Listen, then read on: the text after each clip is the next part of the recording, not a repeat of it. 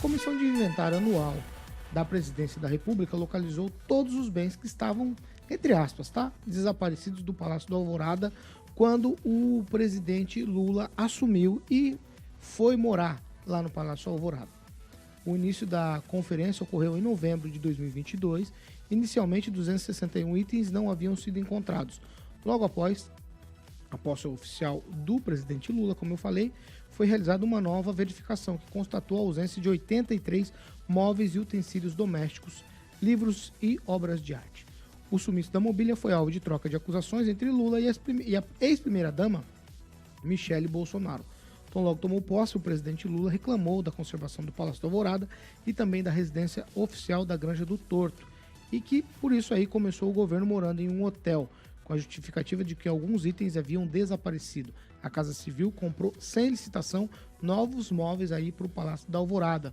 Os itens novos custaram R$ 196 mil, entre eles um sofá reclinável para a cabeça e os pés de forma automática, no valor de R$ 65 mil, além de uma cama de casal de R$ 42 mil. Entre aspas aqui, os bens adquiridos passaram a integrar o patrimônio da União e serão utilizados pelos futuros chefes de Estado que lá residiram, foi o que afirmou a SECOM em nota.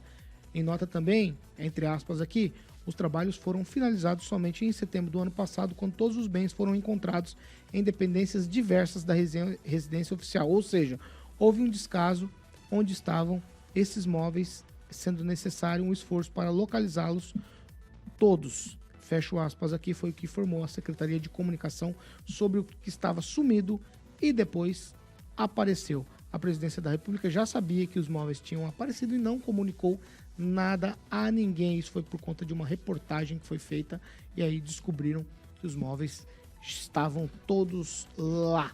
Dani Matos, em 1 minuto.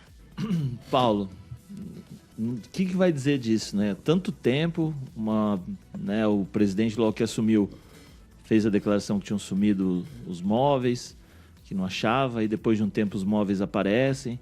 Foi tudo não, acho que é uma cama e um sofá comprado sem licitação, num preço que está exposto para todos verem, absurdo também. E aí aqueles extremismos de novo. Primeiro o presidente, quando assumiu, acusou, aí agora achou os móveis. Quem que vai vir a explicar, né? Porque não é possível que tanto tempo para achar esses móveis. Então fica aqui a indignação, né? Nós que estamos de fora fica sem entender, né? Qual o motivo, qual a demora, por que só agora vem à tona essas coisas. E aí o dano já está causado, porque foram comprados lá os móveis sem licitação, sem aquela fiscalização necessária. E aí volta lá no Jair Bolsonaro, no ex-presidente, que aí agora também deve vir a contra-ataque com seus filhos, com a sua tropa toda, dizendo que era fake news, que o Lula tem que ser punido, porque realmente, logo que ele assumiu, ele falou que os móveis tinham sumido e, de repente, num toque de mágica, apareceram. Kim, 1 minuto. A gente nem vai cobrar a retratação, porque não se trata do governo Lula, né? Mas uma acusação feita pelo presidente da República é um pouco temerário, né? Indiferente de quem seja, se fosse Bolsonaro, qualquer outra pessoa, foram encontrados porque realmente não conseguiram achar. Capaz, achei isso mesmo, né? Não conseguiram achar, é verdade.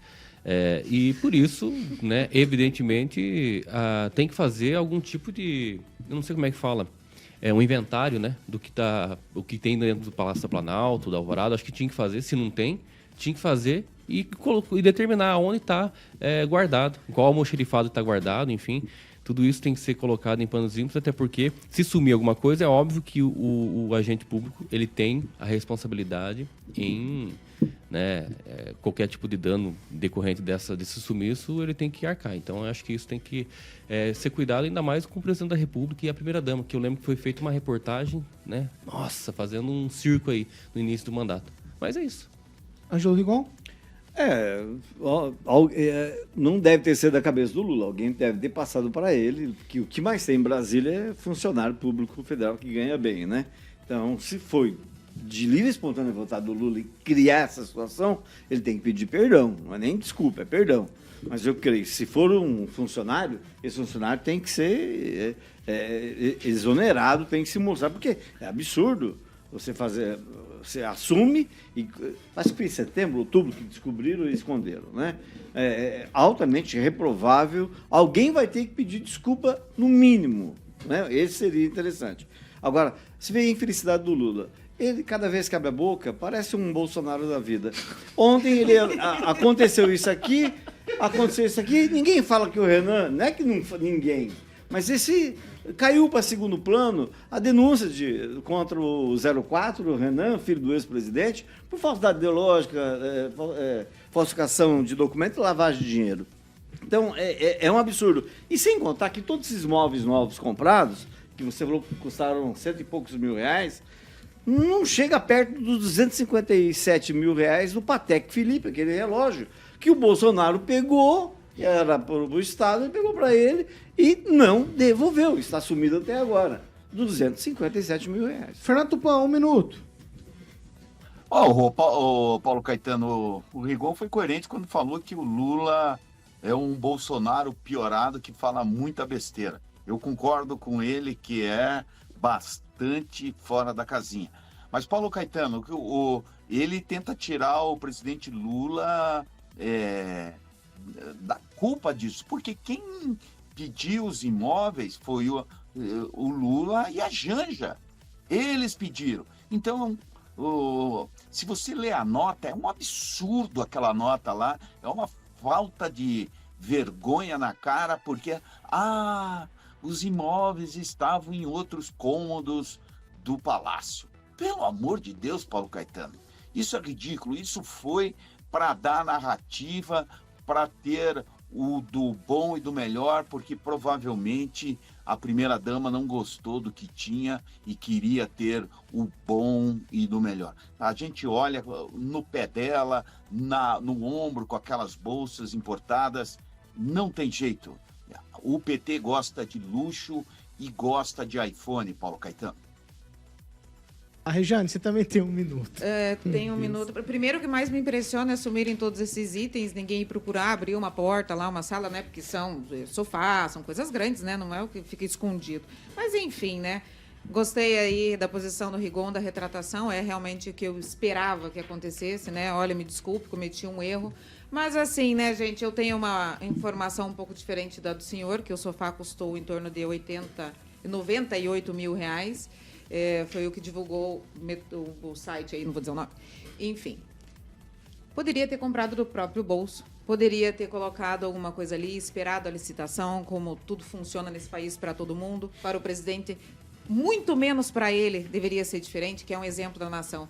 Dentro de tudo isso que a gente passa, há uma infelicidade hoje para nós brasileiros, eu vou dizer o porquê, porque nós temos um ex-presidente, onde ontem a gente discutiu sobre carteira de vacinação fraudulenta, que está sobre uma interrogação. Hoje a gente traz uma notícia sobre briga de imóveis, de onde estão e sofás comprados nesse valor. O povo brasileiro não precisa disso, não merece isso, tem que ter um olhar diferente. A gente precisa começar a olhar de verdade, sem idolatria para pessoas, sabe? E como pessoas que vão nos gerenciar e fazer com que o povo brasileiro viva bem.